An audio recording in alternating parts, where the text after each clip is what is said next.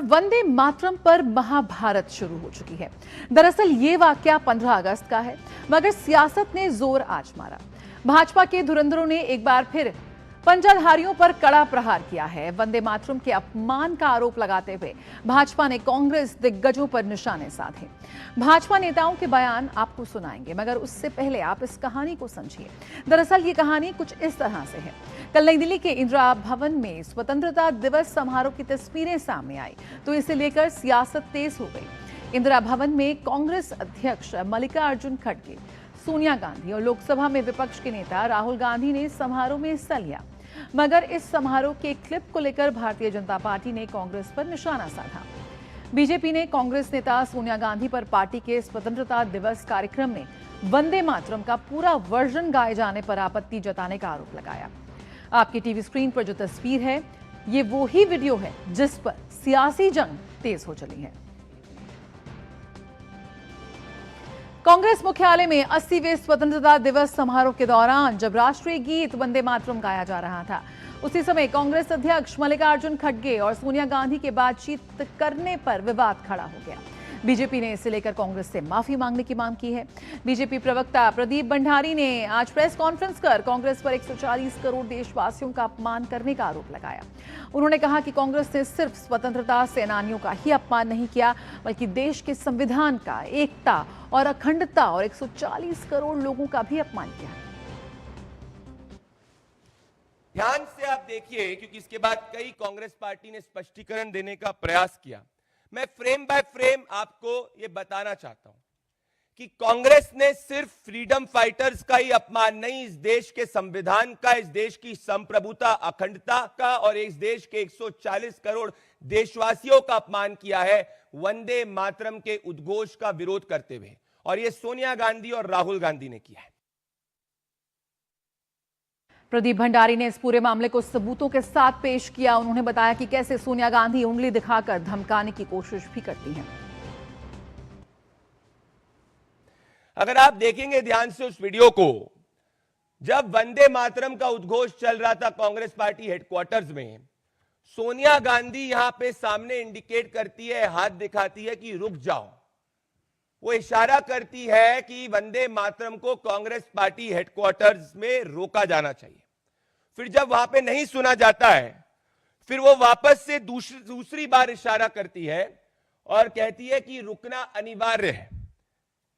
उसके बाद में वो उनको कहती है कि पीछे जो बैंड है, अगर आप ध्यान से देखें, क्योंकि ये एक ऐसी व्यक्ति का दृश्य है जो इतना गुस्से में है कि वंदे मातरम कांग्रेस पार्टी हेडक्वार्टर्स में पूरी तरीके से कैसे गाया गया, तो वो इंडिकेट करती है और उंगली के तरीके धमकी देने की कोशिश करती है।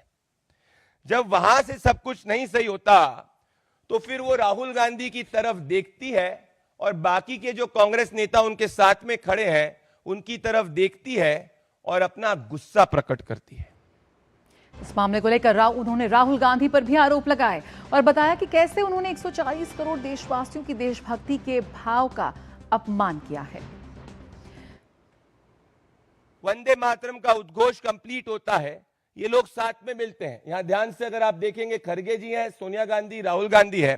कोट अनकोट राहुल गांधी कहते हैं, we don't need to sing, we don't need to sing Vande मातरम।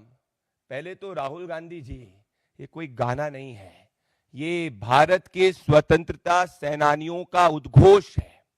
ये इस देश के 140 करोड़ देशवासियों के मन में जो पेट्रियोटिज्म का भाव है वो है। उसके बावजूद राहुल गांधी और सोनिया गांधी इतने गुस्से में रहते हैं कि राहुल गांधी जोर जोर से चिल्लाते हैं कि we do not need to sing Vande मातरम।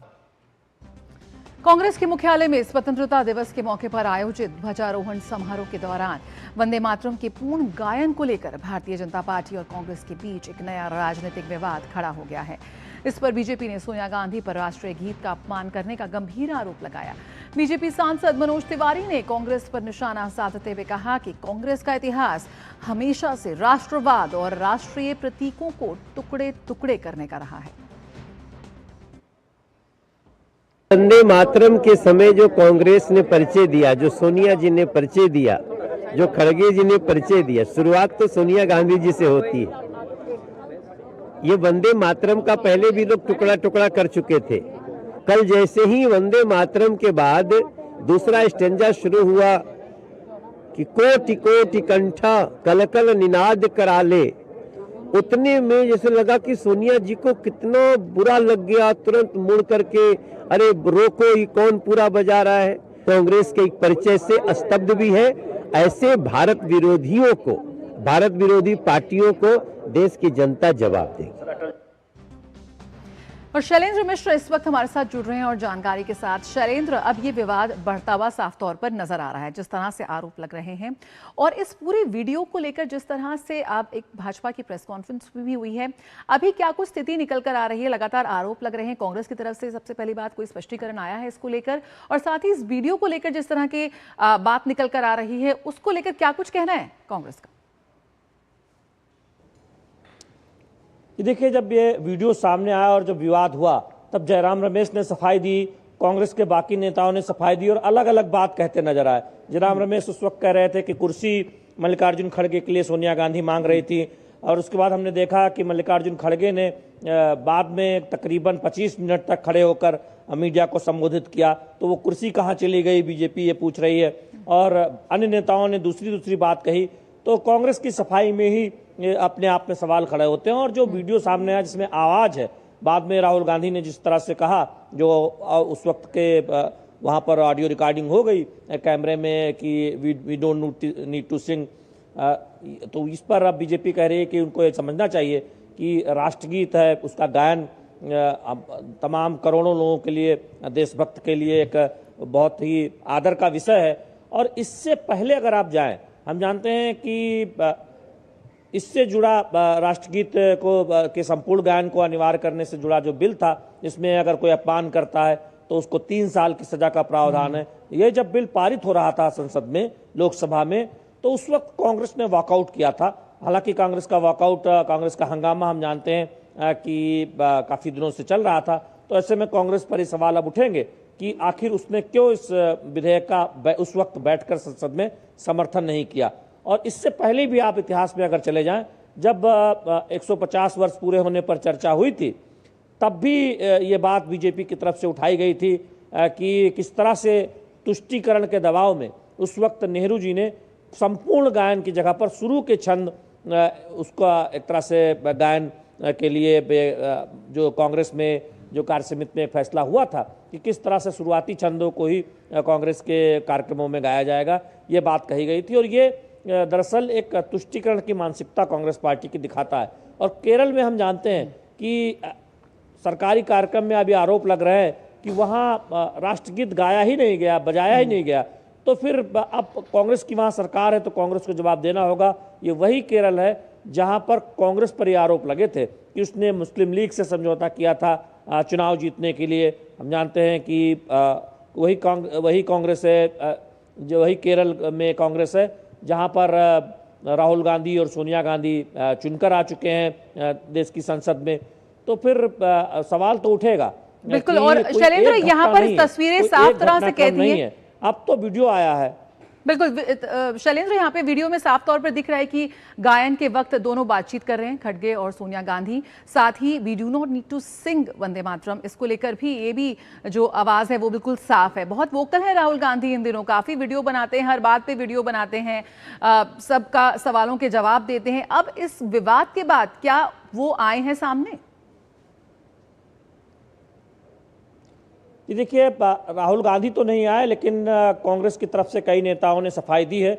लेकिन इस वीडियो को देखकर बहुत स्पष्ट तौर पर ये दिखता है कि जैसे ही संपूर्ण गायन एक तरह से कांग्रेस के दफ्तर पर जब उस वक्त ये गायन हो रहा था, तब हमने देखा कि वंदे मातरम के गान के समय जो असहज चेहरे वो स्पष्ट तौर पर दिखाई दे रहे थे। हालांकि वो बहाना बनाया गया कि मल्लिकार्जुन खड़गे के लिए कुर्सी मांगी गई, बाद में दूसरी बातें कही गई। किस तरह से राहुल गांधी ने बाद में जो रिएक्ट किया वो ऑडियो रिकॉर्डिंग हो गई, और फिर मल्लिकार्जुन खड़गे ने खड़े होकर 25 मिनट मीडिया से बातचीत की। तो अपने आप में एक तरह से तस्वीरें बताती हैं कि दरअसल उस वक्त कितना असहज कांग्रेस का जो शीर्ष नेतृत्व था वो वंदे मातरम के संपूर्ण गायन को लेकर था।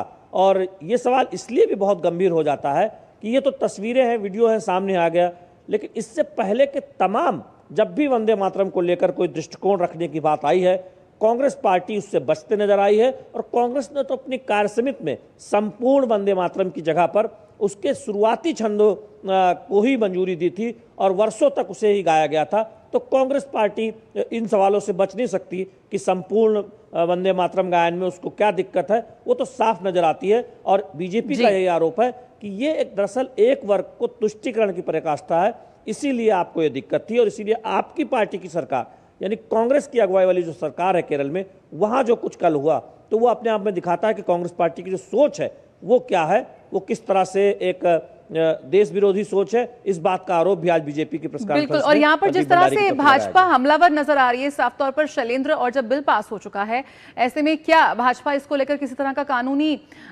भी रास्ता अपना सकती है इस पूरे मामले के बाद? देखिए, इससे जुड़ा एक सवाल भी आज की प्रेस कॉन्फ्रेंस में पूछा गया था। हालांकि बीजेपी के प्रवक्ता की तरफ से कहा गया कि देश की जनता देख रही है और वो जवाब देगी। कांग्रेस पार्टी का जो रवैया है, कांग्रेस पार्टी का जो दृष्टिकोण है वो सबके सामने आ गया है। तो निश्चित तौर पर कांग्रेस पार्टी के इस दृष्टिकोण को लेकर, वंदे मातरम को लेकर, उनकी सोच को लेकर अब बीजेपी जनता के बीच इस मुद्दे को उठा रही है प्रेस कॉन्फ्रेंस के जरिए।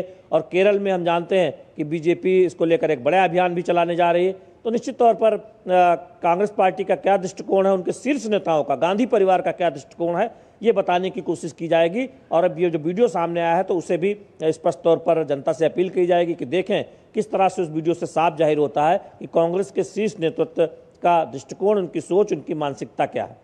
बिल्कुल, बहुत बहुत शुक्रिया शैलेंद्र फिलहाल इस जानकारी के साथ जुड़ने के लिए। तो वंदे मातरम पे एक नया विवाद यहां पर सामने आया है और कांग्रेस पूरी तरह से घिरती नजर आ रही है। भाजपा भी बहुत तीखे बाढ़ यहां चला रही है और पूरी तरह से हमलावर है।